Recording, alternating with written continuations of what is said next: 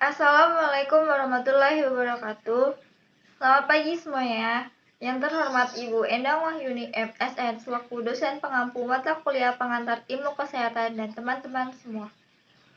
Di sini kami dari kelompok 1 yang beranggotakan saya sendiri Syara Usnunan Nisa NPM 17060163 selaku moderator, Dwi Lestari NPM 17060149 selaku pemateri, Amanatun Soleha NPM 17060183 selaku pemateri, Oksiliana NPM 17060154 selaku pemateri, Adeliani Yasti NPM 17060172 selaku pemateri, dan Rizky Manalu NPM 17060181 selaku pemateri.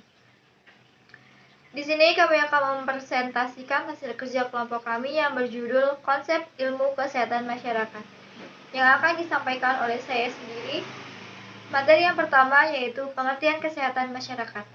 Kesehatan masyarakat diartikan sebagai aplikasi dan kegiatan terpadu antara sanitasi dan pengobatan dalam mencegah penyakit yang melanda penduduk atau masyarakat.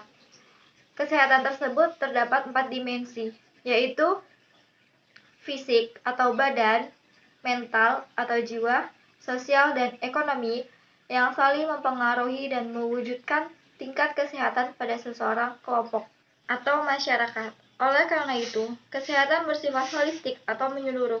Tidak hanya memandang kesehatan dari segi fisik saja. Misalnya, seseorang terlihat sehat dari segi fisiknya, akan tetapi ia tidak mampu mengendalikan emosinya ketika sedang sedih, marah, maupun senang, dengan mengekspresikannya ke dalam bentuk perilaku yang lainnya. Materi selanjutnya yaitu tujuan kesehatan masyarakat yang akan disampaikan oleh Saudari Dwi Lestari. Nama saya Dwi Lestari, NPM 17060149. Di sini saya akan menjelaskan tentang tujuan kesehatan masyarakat. Tujuan kesehatan masyarakat baik dalam bidang promotif, preventif, kuratif, dan rehabilitatif adalah tiap warga masyarakat dapat mencapai derajat kesehatan yang setinggi-tingginya, baik fisik, mental, sosial, serta dapat diharapkan berumur panjang. Saya Amanatun Soleha. Di sini saya akan membahas tentang ruang lingkup kesehatan masyarakat, di mana ruang lingkup kesehatan masyarakat ini meliputi berbagai usaha-usaha.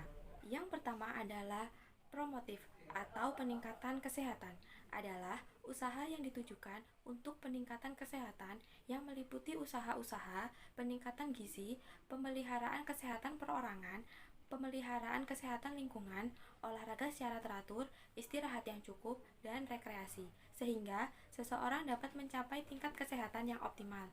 Yang kedua adalah kuratif atau pengobatan, adalah usaha yang ditujukan terhadap orang sakit untuk dapat diobati secara tepat sehingga dalam waktu yang singkat dapat dibuktikan kesehatannya.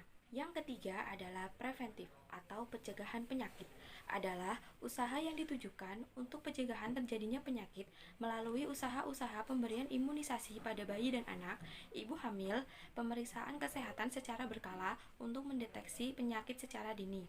Yang keempat adalah rehabilitatif atau pemeliharaan kesehatan, adalah usaha yang ditujukan terhadap penderita yang baru pulih dari penyakit yang dideritanya. Nama saya Oksiliana NPM 170600154. Di sini saya akan menjelaskan tentang prinsip-prinsip yang mempengaruhi derajat kesehatan masyarakat.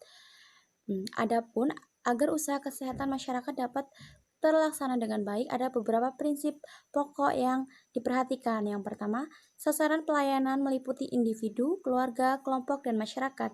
Yang kedua, dasar utama dalam pelaksanaan peraturan kesehatan masyarakat adalah menggunakan metode pemecahan masalah yang dituangkan dalam pelayanan kesehatan. Yang ketiga, kegiatan utama pelayanan kesehatan adalah di masyarakat, bukan di rumah sakit. Yang keempat, tenaga kesehatan adalah tenaga yang generalis. Yang kelima, peran tenaga kesehatan terpenting adalah sebagai pendidikan, health education, dan pembantu, change agent, dan sebagai berikut.